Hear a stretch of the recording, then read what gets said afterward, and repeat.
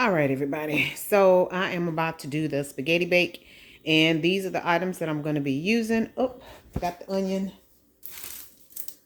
I'm going to be using the onion. So I'm just going to say this. Don't come for me for my generic products. I am not spending a whole bunch of money on name brand stuff in the store just because of the name that's on it. These are generic products that I've used on a regular basis, and I have no problem with the quality.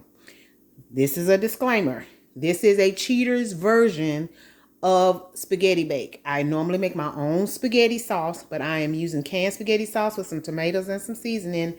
Again, don't come for me.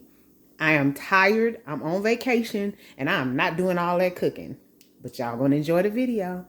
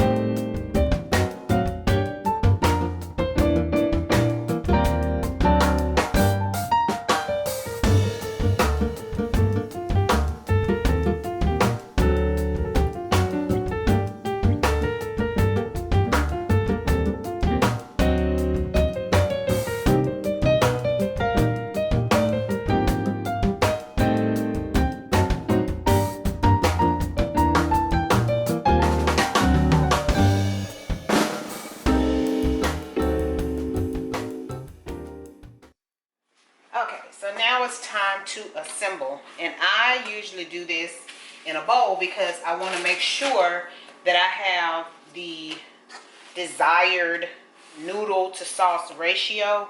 I don't want it to be too much noodle, too much, or where it's all kind of just mostly noodles and not enough sauce.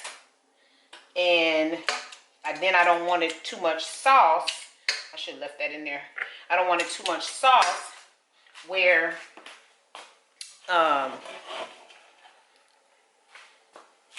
it's runny.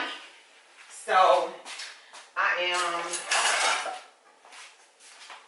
I got my noodles here, and I'm gonna ladle in the sauce.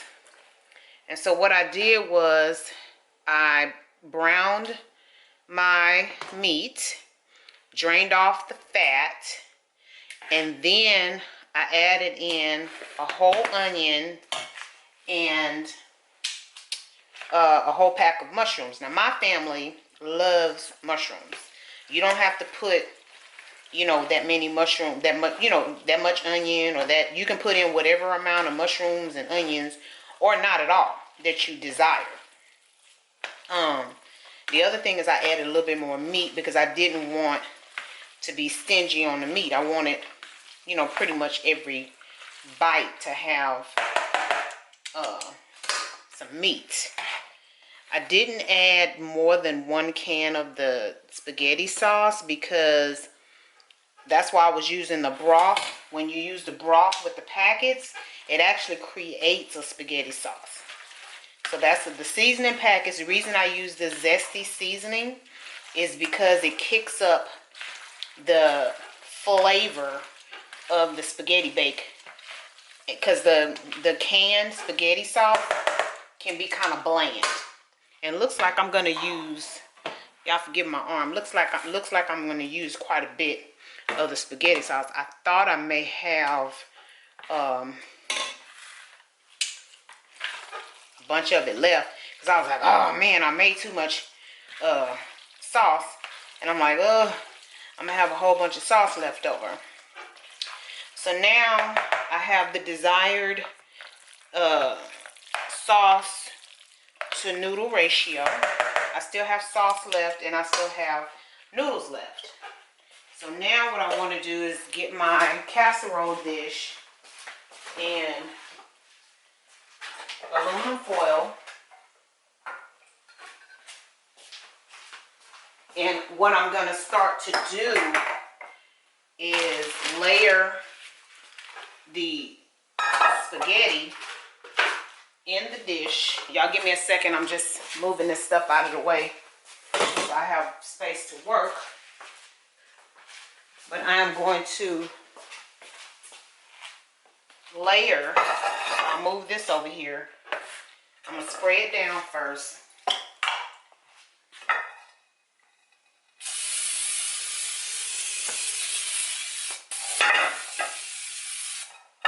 Just in case it sticks. And so I'm going to layer the spaghetti into the casserole dish.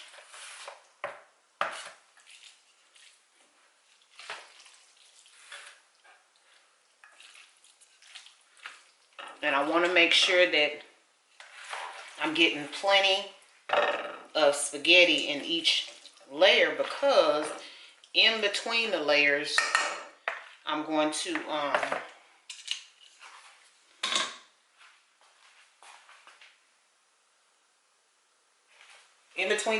I'm going to add cheese. So I want to make sure, you know, that I get a nice layer. So that's going to be the first layer. Y'all see that? Let me tilt the camera down just a tad. Okay. Now I have 3 different kinds of cheese. I have the medium cheddar. I have Parmesan. I have mozzarella. Okay? And so what I want to do for sure is in a separate dish, and I'll just reuse one of these dishes I used for the mushrooms. I want to put a combination of the 3 off to the side. Right? Combination of the 3 off to the side, because that's what I want to make sure that I put on the top, and I don't want to run out before I get there. So you reserve however much you feel like needs to go on the side, and then I do still have a larger pack of the cheddar in case I need it. So now I have a dish with all 3 cheeses in there, as well as on my shirt. Okay, so what I'm going to start off by doing is just a little of each. Okay, so that's the mozzarella. And then this is the cheddar. Okay. And then, looks like we're only going to have 2 layers, so, and this is the Parmesan. So if I had a deeper casserole dish, I could actually use the rest of that spaghetti and make a 3rd layer. But since I only have this dish, and I may have to mix up that other spaghetti, because, yep, look at there. I'm going to wind up using it anyway. Okay, so either way, I got to use all the spaghetti. And that's great. So all I'm going to do is, since I don't have to worry about the whole noodle to pasta to sauce ratio, I'm just gonna go ahead and toss in, and this was a whole pack of spaghetti.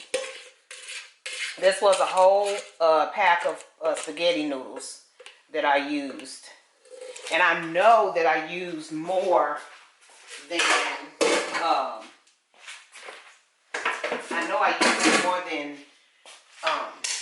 a pound of ground beef.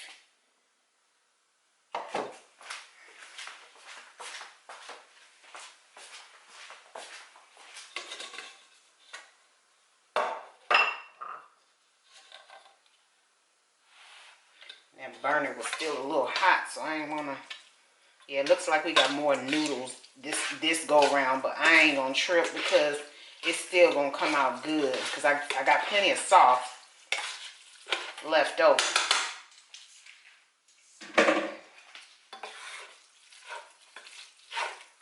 We just gotta get it nice and coated because we don't want no naked noodles in our spaghetti bake. Right? No naked noodles in the spaghetti bake. Okay.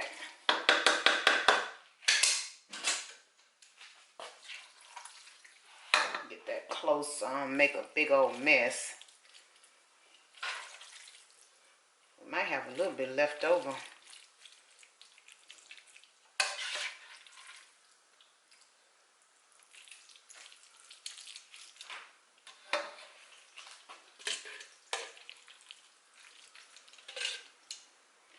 I actually did pretty good because my family's always talking about how I cook way too much food.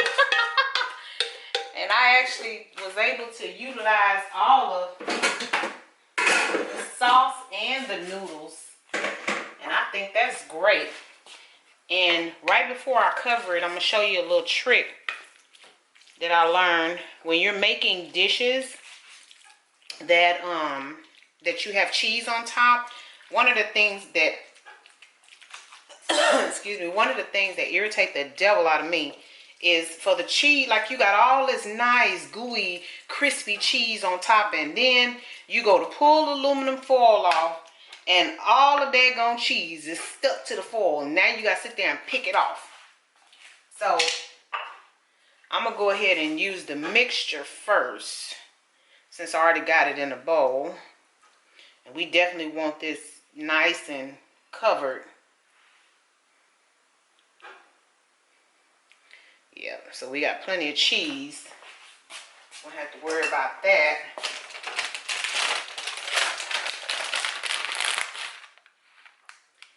I'm going to use too much Parmesan. Parmesan is a bit pungent. Not everybody likes the taste of the Parmesan. I love Parmesan cheese. I have a video, funny, it's talking about stinky cheeses. I love stinky cheese, and truth be told, the stinkier the better. I don't know what it is. I developed a liking for stinky cheese years ago, and anytime, you know, I was at an event and they had stinky cheese, honey, I was making a beeline for whatever table that was, sitting there eating the stinky cheese and crackers.